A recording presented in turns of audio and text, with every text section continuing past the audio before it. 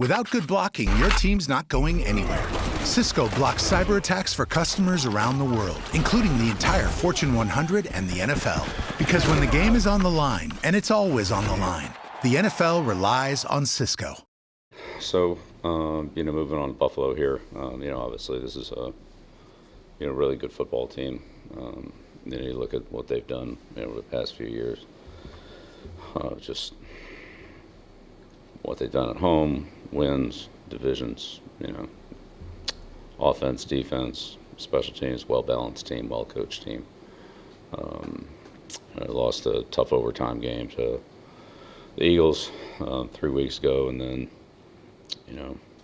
big win against Kansas City, big win against Dallas, and then, came back and won last week against the Chargers. So, playing really good, situational football, winning close games. Again, had a really impressive offensive output and defensive against the Cowboys, which we know kind of quality team they are. So these guys do a good job. Looks like they're getting healthier. They had a couple players on defense who have really helped them.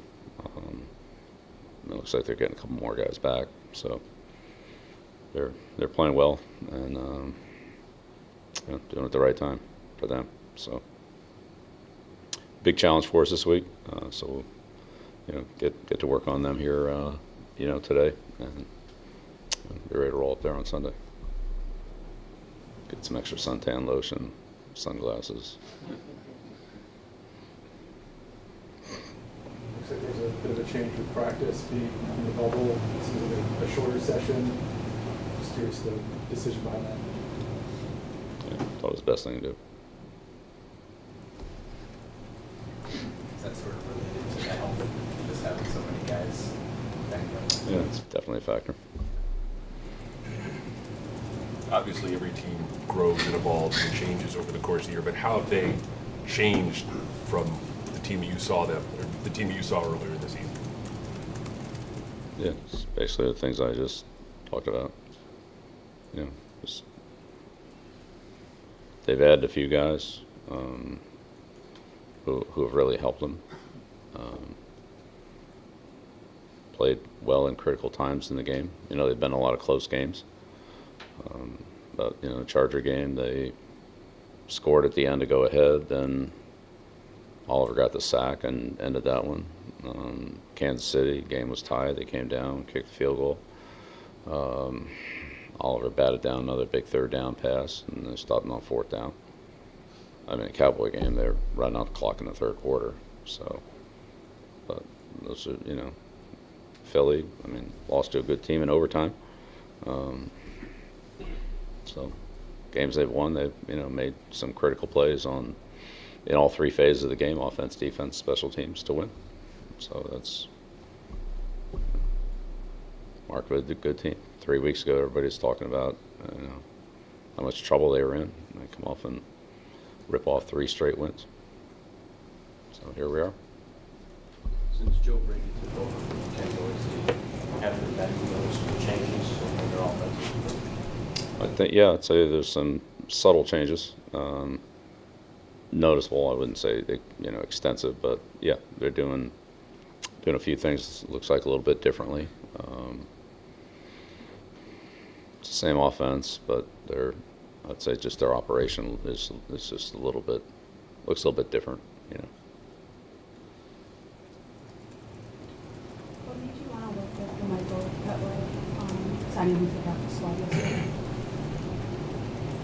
Yeah, we'll see how it looks. We worked him out a couple times during the year. See how it goes. Hunter hasn't practiced. Didn't practice last week. See what his availability is.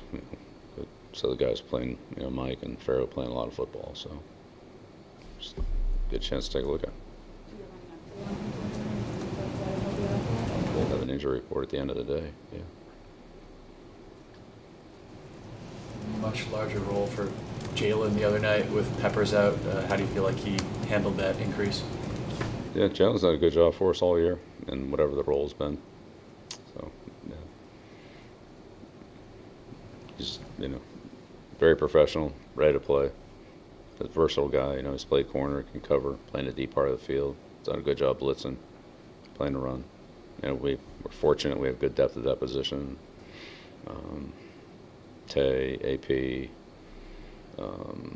Jalen, and you know Peppers and Duggar. So pretty good group of players. I've seen some of the players praise Miles for the job he did against the Broncos. What impressed you about the way he played in that game? Yeah, no, Miles did a great job. You know, obviously, it's been handled the punt return duties. But yeah, the way we set the game plan up, he, you know, played multiple positions, played perimeter corner, played inside, and played safety, depending on what they had and what we had called and so forth. So he really made the game plan flow a lot smoother for us defensively because of his ability to move in and out of those positions. And against a team like Denver that uses a lot of different personnel groups and they substitute, you know, very quickly, they do a good job. They make it hard on you. But he really streamlined things for, you know, 10 other guys on the field. In addition to playing well, but just his overall versatility and flexibility in our defensive scheme was really helpful. Mm-hmm. How much does Miles unlock that on a weekly basis? Understanding he's mostly a nickel or rotating to safety, but it feels like you can go from 3-corner nickel to 3 safety just by moving him around. Right. That's exactly. Does it unlock a lot more calls, or how much flexibility is baked into him just being able to do that? Yeah, well, again, it depends on the game. Some games it's not that big a deal. Other games, like Denver, it was, you know, very important part of it. So how much they substitute, what our defensive package is for that particular game, how much nickel, how much dime. We have a couple nickel packages, we have a couple dime packages. It would just depend on, you know, the circumstances for that particular game and that week and that game plan.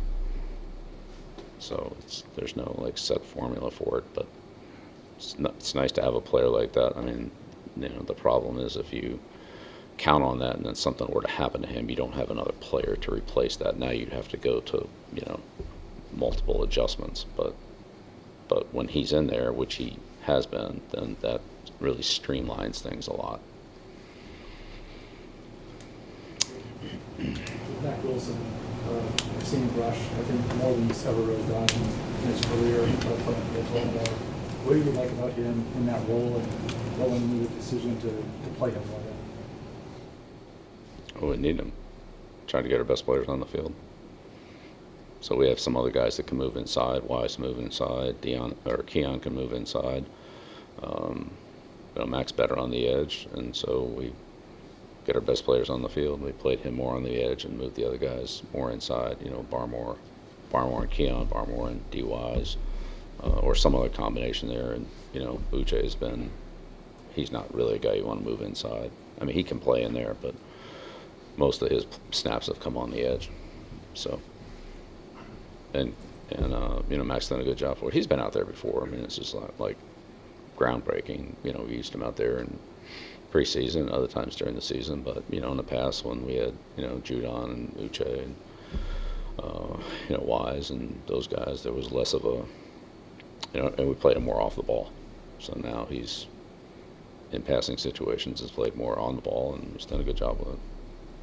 Well, oftentimes we talk about rookies and the physical challenge of their first season. How much of it is a mental challenge for guys like Pop Douglas late in the season, running the correct route, doing what they need to do on a consistent basis? Yeah, well, it's a big challenge for those guys. I mean, it's kind of almost 2 seasons for them. You know, played 10 or 11 games at, you know, some of those schools. You know, and you know, you go through training camp and then 3 preseason games, which they're all basically playing in or preparing for. It's, you know, part of their grind, and it's a long season. So the mental, the physical, that's why we, you know, emphasize so much the, you know, conditioning and treatment and just, you know, taking care of things and maintenance, not waiting until something breaks down to go in the training room, but to stay on top on a daily, weekly basis of, you know, keeping up with everything, with all the, you know, the different treatments and things, strength training that we do,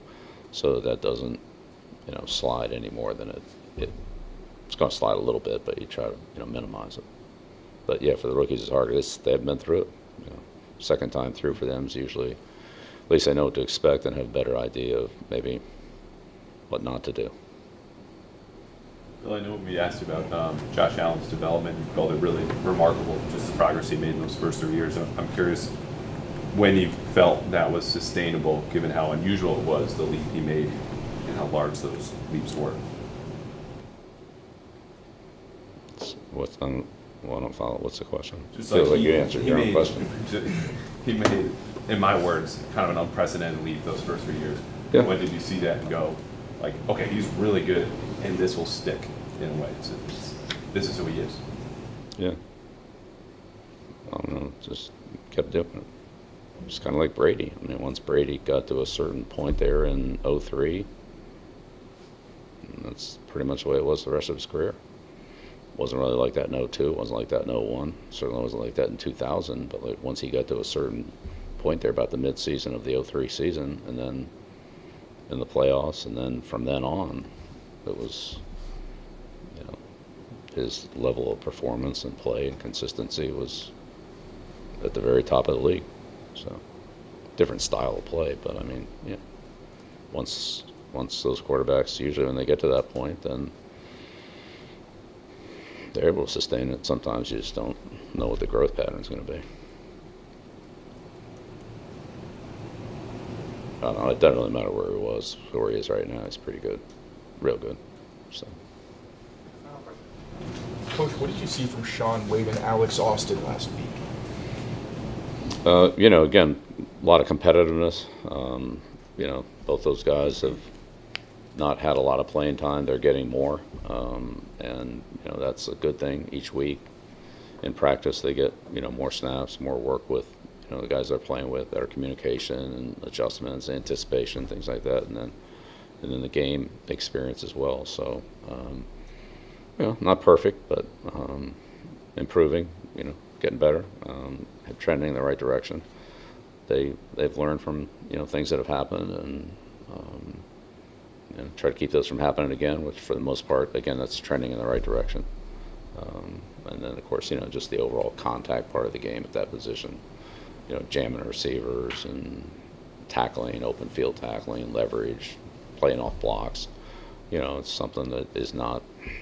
It's not the same in practice as it is in the game. So, that's something that game experience is one of the things that provides for guys like that. So, yeah, thanks. Okay. All right. Thank you.